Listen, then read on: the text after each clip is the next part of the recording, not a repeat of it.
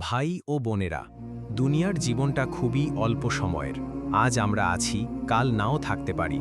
আল্লাহ তাআলা বলেন, প্রত্যেক প্রাণীকেই মৃত্যুর স্বাদ গ্রহণ করতে হবে। সূরা আলী ইমরান ১৮৫। কিন্তু আফসোস, আমরা মৃত্যুকে ভুলে গিয়ে দুনিয়ার পিছনে দৌড়াই।